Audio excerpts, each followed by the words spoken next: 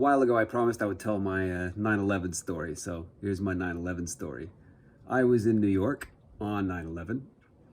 I lived in Brooklyn and I was working in Manhattan. So that morning I woke up to the sound of my clock radio talking about a plane hitting the World Trade Center. And I thought, I didn't clock that it was the World Trade Center. I didn't clock that it was a big plane. You know, you often get small planes hitting buildings, skyscrapers in New York. It does happen. Like they just get lost in the fog and ping into a building. So it was something, New Yorkers kind of expect from time to time. And then I remember slowly getting up. I was already kind of running a bit late. And I heard that a second plane had hit the World Trade Center. I then clocked it was the World Trade Center. So I was like, oh, that's unusual. So I went and had a shower, got ready, and I was already running like 15, 20 minutes late. I walked outside, and from my front door on Coney Island Avenue, the one thing you could see from the Manhattan skyline normally was the spires of the World Trade Center.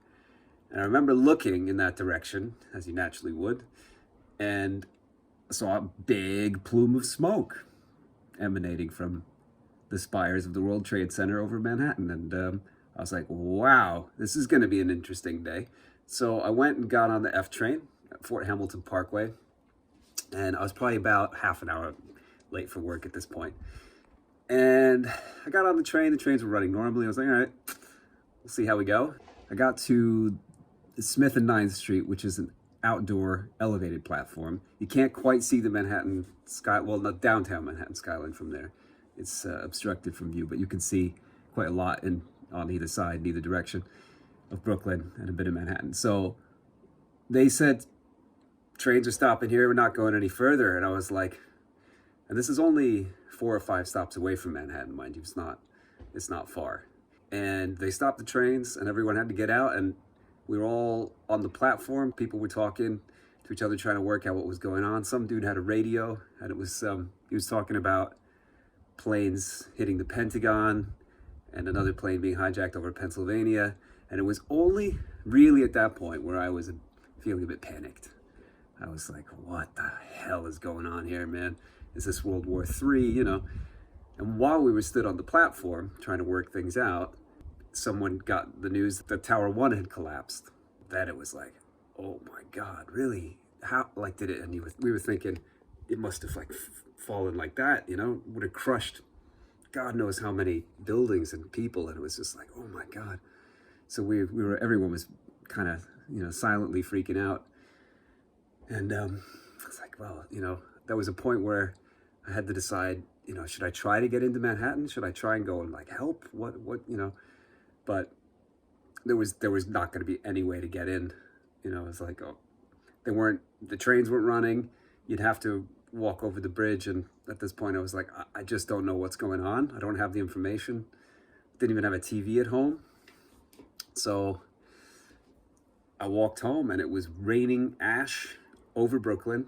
And that cloud, there was a giant, giant cloud, just like this dark gray cloud that hung over the whole of Brooklyn, or at least the swathe of Brooklyn that I lived in. It was hanging over for at least a couple of days.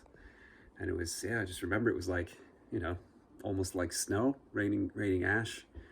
It was so surreal. I just didn't know what was going on. And I got home, I was living with my brother at the time.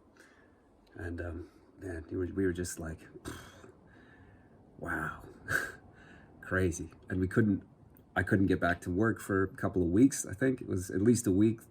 You couldn't even get into Manhattan, and finally we did. And everything really changed in New York after that day. I won't speak much about that, but that's my 9/11 story. That's what happened to me. The most sort of disconcerting thing about this story is that had I not been half an hour late, had I been on time, my train would have been literally under downtown Manhattan as Tower 1 collapsed.